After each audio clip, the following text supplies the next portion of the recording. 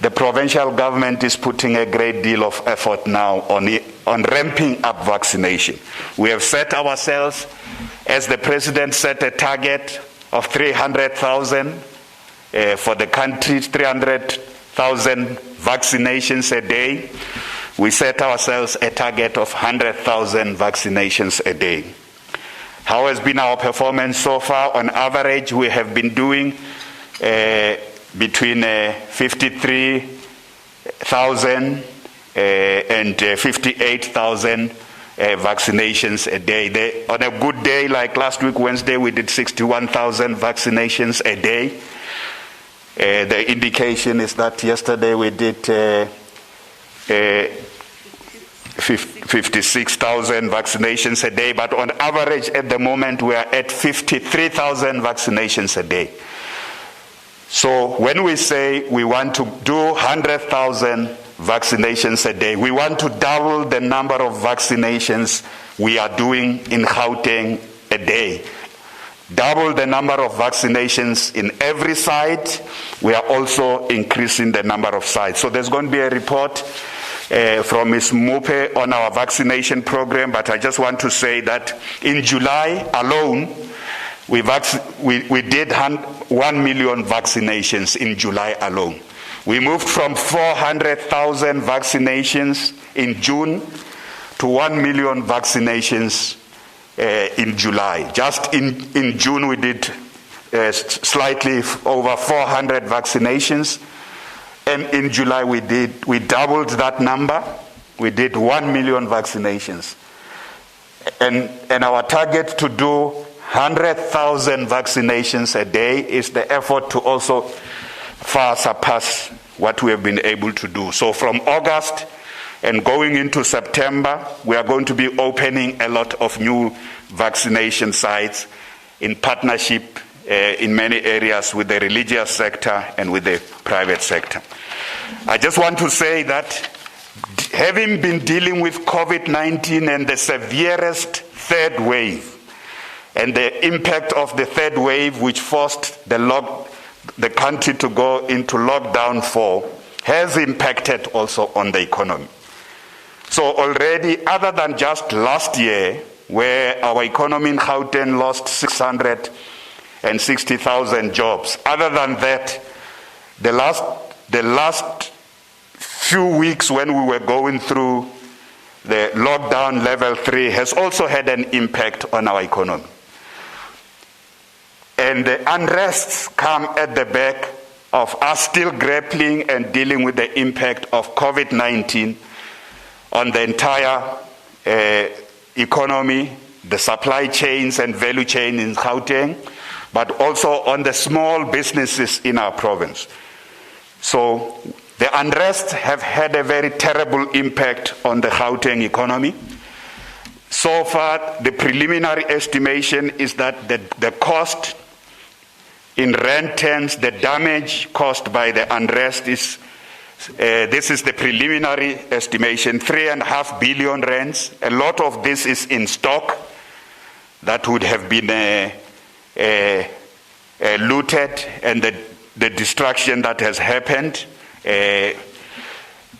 This preliminary 3.5 billion rands in damages doesn't include a lot of the uninsured township-based businesses. And this is the work we are doing with the township-based businesses.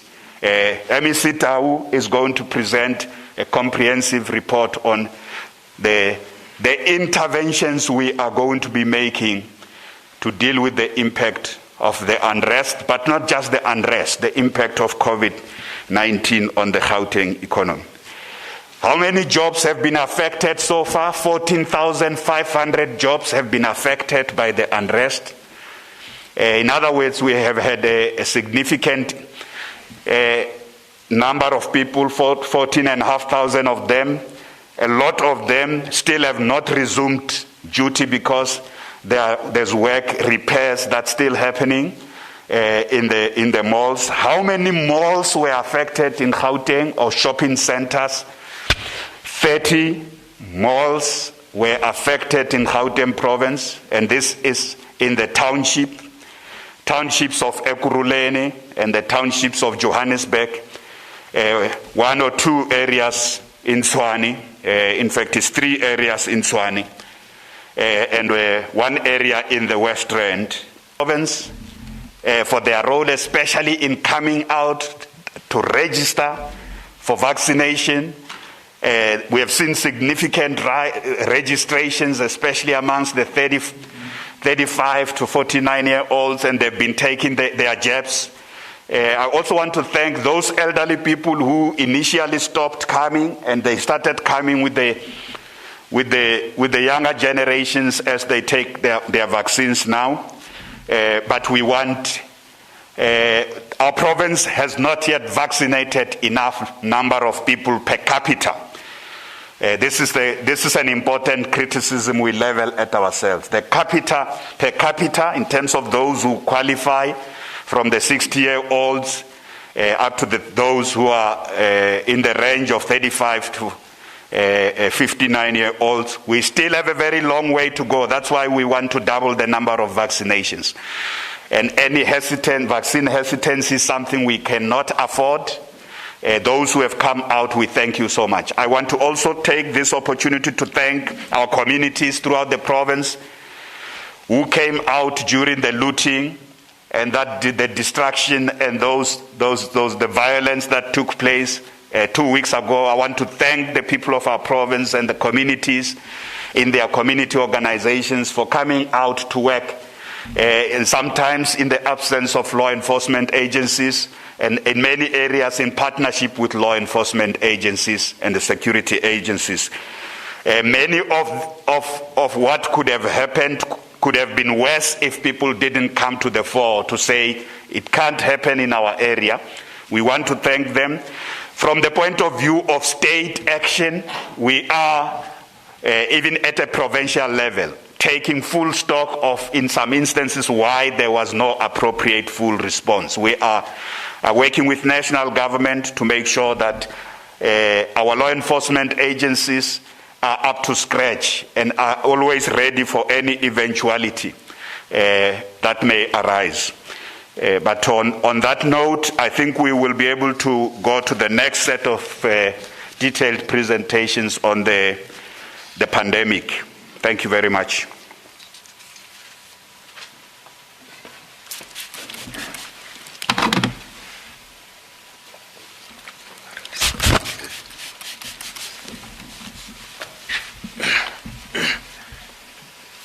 Okay, we'll now have Dr. Kawonga and followed by Bruce Milado.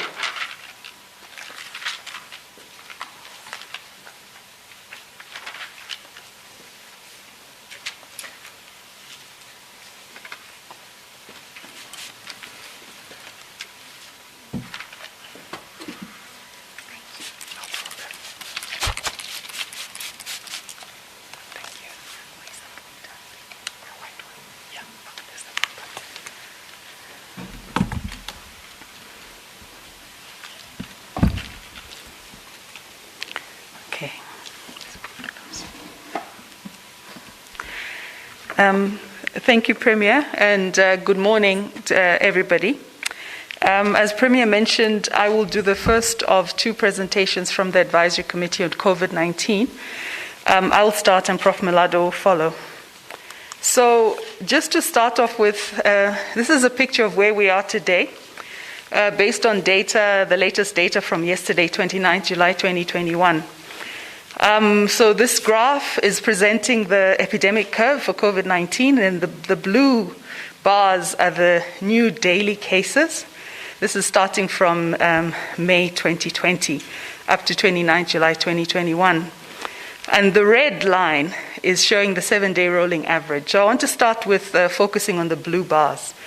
So what the blue bars are telling us is we've had about 850 plus thousand cases, cumulative cases, since the beginning of the pandemic. And just to give us a scale of the third wave, indication of the scale of the third wave, about half of those cases occurred during the third wave, which is still ongoing, by the way. And as Premier mentioned, yesterday we had 3,655 new cases, and this represented 35% of all new cases in South Africa on the 29th of July. So, I mean, this is giving us also an indication of where we are now compared to where we were in June, when we were reporting an average of over 11,000 cases a day, and our new cases were representing about 2/3, 65% of all new cases reported. So we peaked in the week ending 3rd of July. That was the week when we reached the highest number of cases in this wave so far. And since that time, the number of daily cases have been reducing. As Premier mentioned, there was an increase a couple of days ago and then a drop the following day. We have been seeing these fluctuations now and again. And often there's a fluctuation in daily cases, and this sometimes is linked to the fluctuation in testing. So the testing numbers differ from day to day. So that's why we prefer to use the 7-day rolling average, which is the red line on this graph, because that smooths out those daily fluctuations. And if you can look at the red line, the 7-day rolling average of new cases has been reducing since the peak in the week ending 3rd of July. However, it's still high. It's just under 4,000. And that's quite a high number of daily cases. And the third wave is not yet over. So just because we reached a peak doesn't mean the third wave has ended. We have not reached the threshold that indicates that the third wave is over. So I just want to put the Gauteng 7-day rolling average into context, comparing it to the other provinces in the country. So this graph is showing all 9 provinces. As you can see, the red line is Gauteng. We reached the highest 7-day rolling average. We peaked, as I mentioned, in the week ending 3rd of July. I just want to highlight, you can see there that as our 7-day rolling average has been declining, the 7-day rolling average of new cases in the Western Cape is going up, and KwaZulu-Natal, so the 2 coastal provinces that were quite hard hit in the second wave, harder than we were, are beginning to see an increase, and that we'll continue monitoring how that goes. But for Gauteng, you can see that the numbers are coming down in terms of 7-day rolling average. The other indicator that's really that we find useful to monitor the trajectory of the pandemic is the test positivity rate. So this is out of all tests that are conducted, what percentage of them returned a positive result. And this is the graph that incorporates the second wave and the third wave. As you can see, the third wave 7-day rolling average peaked higher than the second wave at 40.9% about 3 weeks ago. And since then, we've been seeing a decline in the 7-day rolling average of test positivity. Yesterday's number was sitting at 23.8%. So it was significantly higher than what we saw 3 weeks ago, where we peaked at about 41%. However, 23.8% is still a very high 7-day rolling average. What we're really aiming for is to get below 10%. So that red horizontal line is showing us the 10% mark. Because that's when we get below 10%, it gives us an indication that the level of transmission in the community is significantly lower, and it's low enough for us to feel like the pandemic is fairly under control. So we're not there yet, even though we're beginning to see a decline. So I just want to summarize the key indicators that we track. As Premier was saying earlier, we do track a certain number of indicators, and I've included 3 here. So there's the new cases of COVID-19, new deaths, as well as percentage test positivity. And this table is showing you the 4 columns. It's the week-on-week change in these 4 indicators. And it's just, as you can see in the second column, the week ending 3rd of July, that's where we reached the highest number of weekly cases since the third wave started. And as you can see there, we had just over 81,000 cases that week.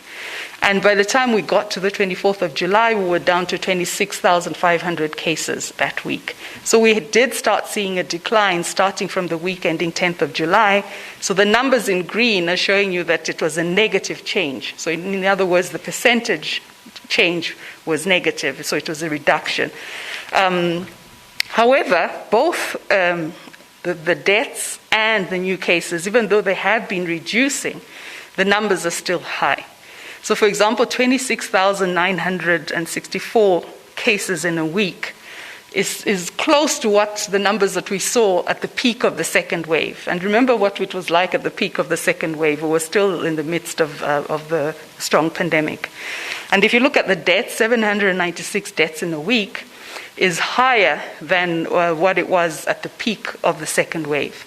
So all we're trying to highlight here is even though the numbers have gone down, and we're very happy about that, we do still have to be careful and still have to be cautious, because a high number of cases per week and a high number of deaths per week, like we've seen there, and the percentage test positivity above 20%, all signify a very high level of community transmission. And these are the indicators that tell us the extent to which transmission risk is increasing or decreasing. And all three of these indicators are showing us that it's a very high level of community transmission. So people can easily spread infection from one to the other. The last indicator I want to show is the excess natural deaths, because if you saw on the previous graph, we reported there the week ending 24th July, there were 796 deaths. But the Medical Research Council, as we all know, has been doing work on reporting deaths in the country since the COVID pandemic started. And they've indicated that the number of COVID-19 deaths that are reported are usually an underestimate.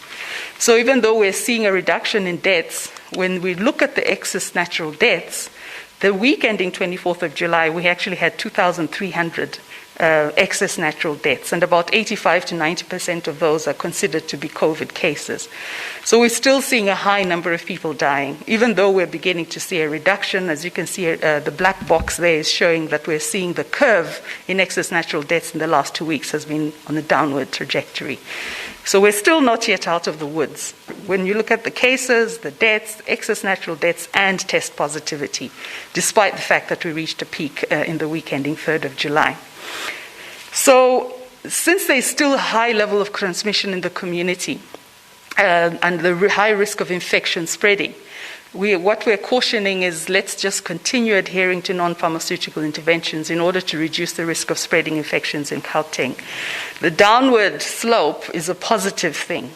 However, to maintain that downward slope, there are certain things we need to continue doing that we have been doing. So let's continue wearing masks, sanitizing, physical distancing, avoiding crowds, avoiding confined spaces that are poorly ventilated, and ensuring that we keep windows open when we're indoors if we have to be indoors.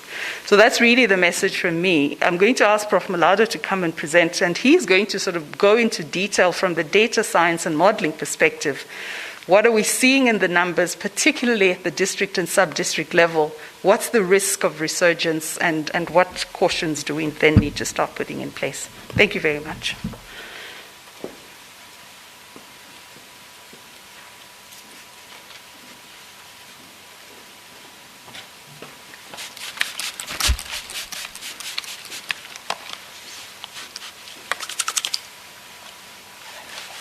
Is the pointer working?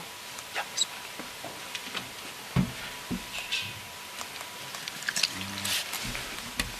It's not working.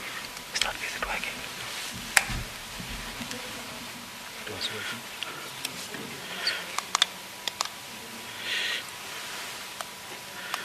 Okay, I'll live with it. All right. Good morning. Thanks, Premier, MECs, HOD, and DG. As already Dr. Kawonga indicated, I'm going to go deeper in terms of what's happening in the province based on this excellent overview that has been given by her. So as you've seen already and has been already noted by the Premier and Dr. Kawonga, we are on the downward trend. That's very clear. It's quite solid. And as you will see later, when I put the whole thing in perspective, when I compare with the modeling, the behavior of the province at large seems consistent with the downward trajectory and consistent with the modeling. That being said, as already indicated by the Premier, we had an uptick on Wednesday, but the numbers have gone down, and upon further scrutiny of the numbers, it appears that the behavior of these 2 days are more consistent with the fluctuation in reporting than with a resurgence in the pandemic, which seems unlikely. However, as already indicated by Dr. Kawonga and the risk analysis performed here, we're still at high risk. We're way above the threshold of risk. So that will be further emphasized in our presentation. All right, another very important comment that we want to make before we move forward to show the risk analysis is that we have to bear in mind that unfortunately the way the number of fatalities and deaths behave is somewhat different compared to the numbers of cases.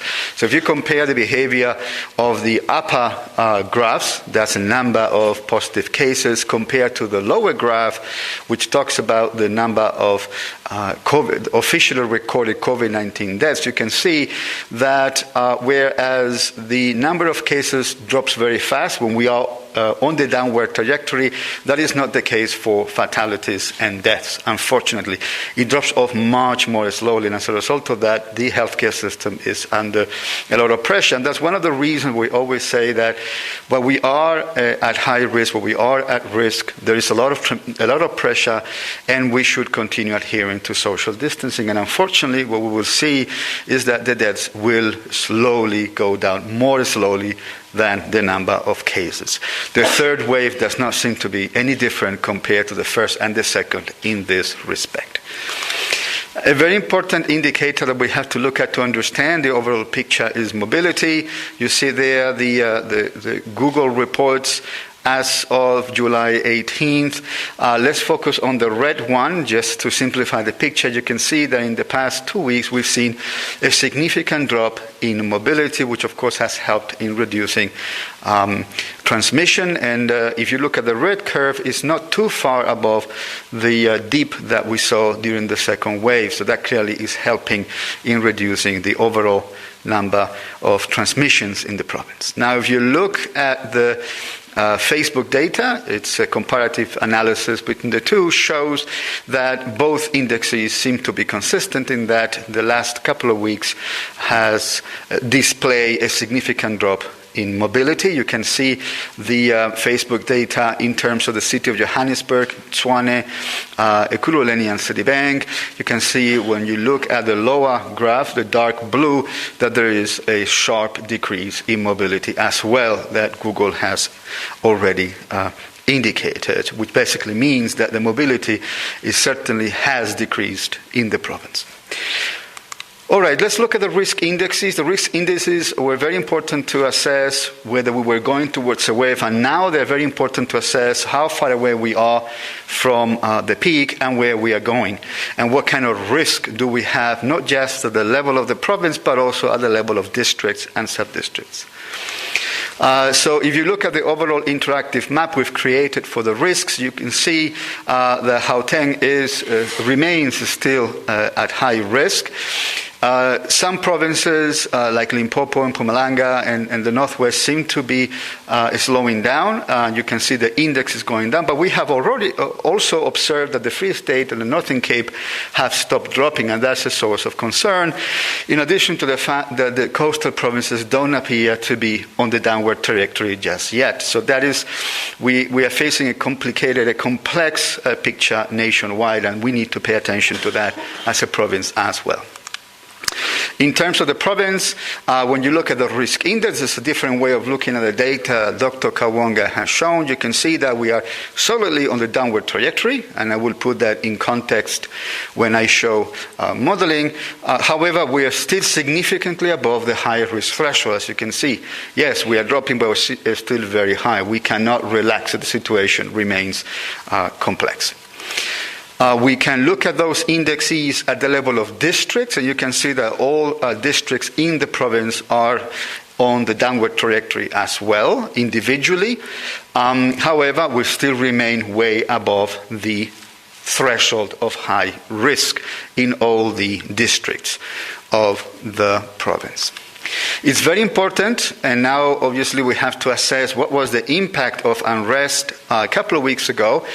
It was evident by analyzing the risk indexes and other indexes at the level of sub-district. There's some sub-districts of Johannesburg, Tshwane, and Ekurhuleni had displayed showed signs about 2 weeks ago that the risk was actually not going down. It was actually sort of stable. You can see that in some of the graphs.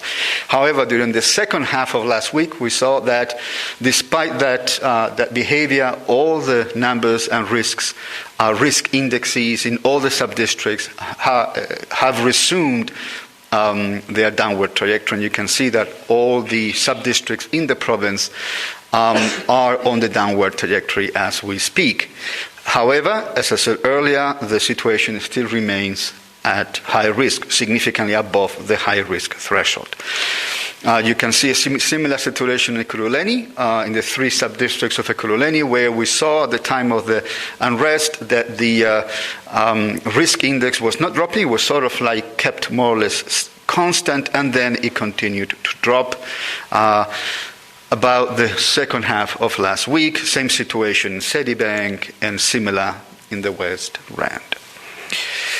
And in terms of the overall situation of the province, when you put all the data together through an artificial intelligence algorithm, we can see that the red curve that you see right there, even though it is on the downward trajectory, still remains above the orange threshold, meaning that overall the province still is at risk. So that's an independent analysis of the data, different way of looking at the data that confirms the fact that we are not out of the woods.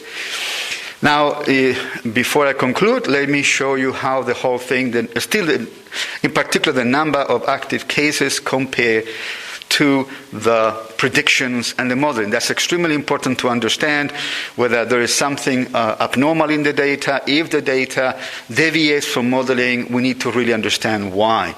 Overall, if you look at the data, the blue points, they more or less compare well. The data seems to be following reasonably well the 2 lower curves of the modeling that you can see there since the beginning till now. The peak was predicted about the first week of July, which is what actually happened. And the rate at which the number of active cases is dropping also seems to be followed by the modeling. So if we follow more or less the extrapolation of that modeling, you can see that we should be reaching the 20,000 mark. We should be below the 20,000 mark during the first half of August and below the 10,000 mark the second half of August. As you can see, numbers drop, but it takes time. It takes weeks for the numbers to stabilize at a level where we can declare that the third wave is basically done. Unfortunately, we cannot say that at the moment, as the risk still remains high. Thank you very much.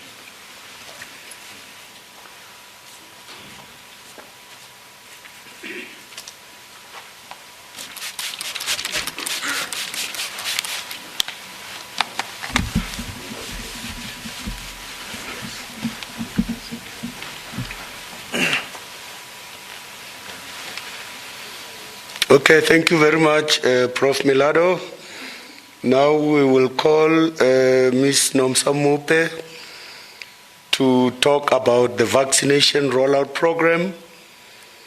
As the Premier said, she will indicate what we will be doing to ramp up the numbers so that we can soon reach the target that we have set for ourselves.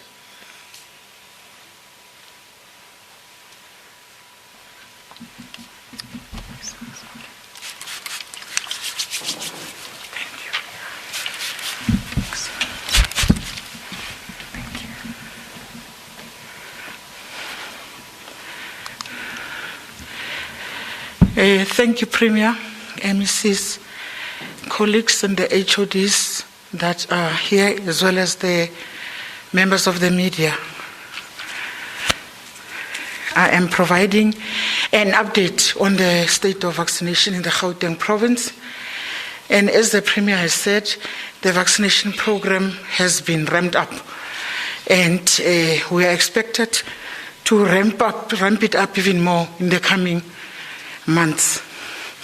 Nationally, 7.2 million vaccinations were conducted, and out of the 7.2 million that were conducted, just over 1.7 million of those were done in the Gauteng province. We have set ourselves a very high target as Gauteng to vaccinate over 100,000 people per day. It is steep, but however, we're working very hard to organize ourselves together with all the stakeholders in the province, as the Premier has indicated, to support the vaccination program such that we reach the 100,000 vaccinations per day.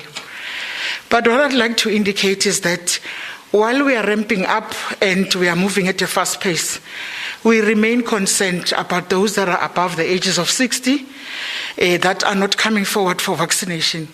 They are coming, but not at a pace that we expect them to. This is a vulnerable group, and this is a group that must be prioritized.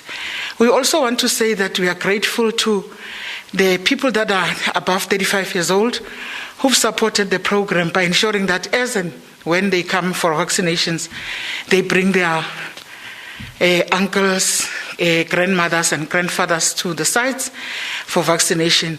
We ask them to continue doing this, but we also are now taking the vaccination program to the communities because, as we indicated as Gauteng, we are no longer sitting and expecting people come to our sites. We take the vaccination program to them.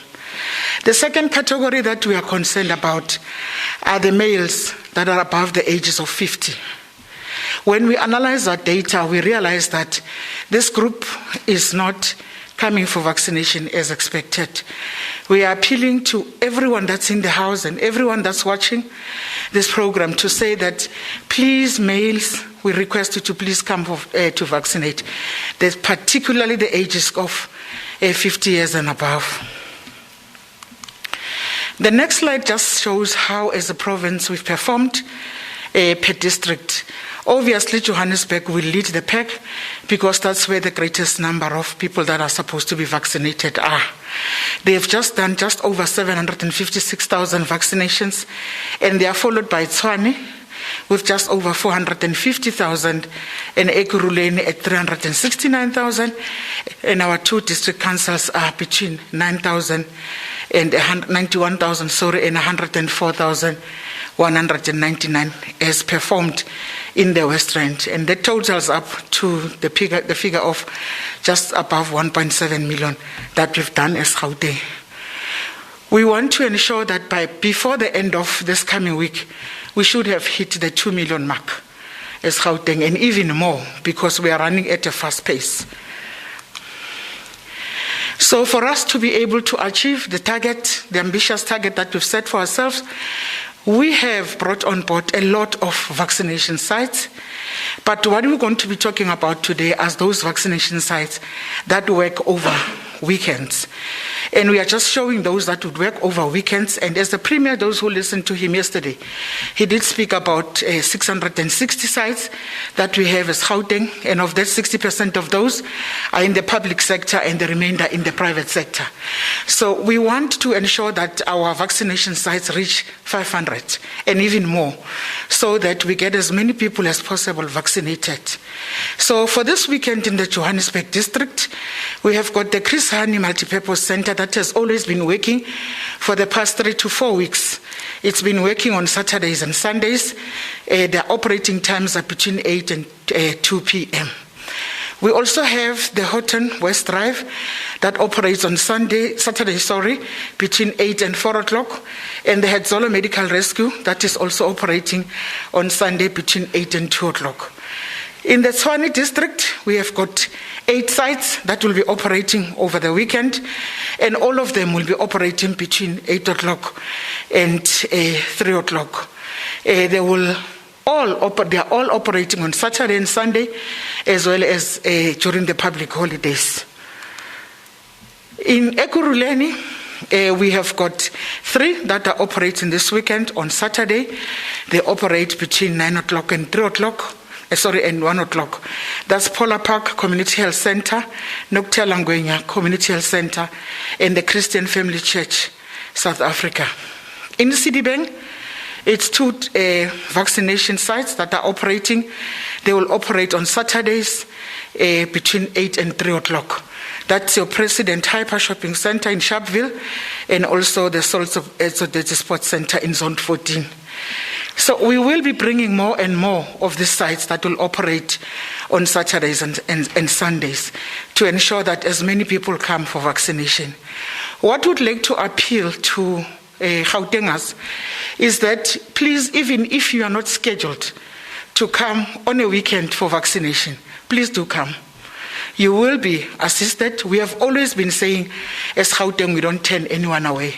So on weekends, most of the people are reluctant to come because they think they must be scheduled to come on the weekends. The same principle applies even during the weekend, over the weekends. You do not have to wait for your date scheduling. You come up to the vaccination site and you will be assisted. So in short, Premier, as Gauteng, together with society and business, we continue to come up with innovative ways such as drive-thrus and mobile pop-up vaccination sites to ramp up our program. More vaccine sites are being opened to ensure more people are vaccinated. The weekend vaccination sites have increased from 4 to 16 in this week. A Gauteng government encourages all persons eligible for vaccination to visit the publicized site to get vaccinated. Everyone has to do their part to get vaccinated when their time comes so that society and all the sectors of economy can resume to their full capacity. The vaccine reduces people's chances of getting severe illness and hospitalization in the event they contract COVID-19. Taking the COVID-19 vaccine is the first step to bringing us closer to things that we've missed. The more people we get vaccinated for COVID-19, the closer we'll get back to the things we loved, closer to normal as we once knew it. Gauteng aims to administer, as I said, 100 doses of vaccines per day. This will be achieved through working with the private sector and all our social partners. Before I depart, Premier, I'd like to say that this is the platforms that we use where people can contact us as Gauteng if they want to know anything that's related to the vaccination program. My parting shot, as always, will always be this. You still have to protect yourself from contracting COVID-19 and adhere to the NPIs that Dr. Mary always speaks about, even if you are vaccinated. Thank you, Premier.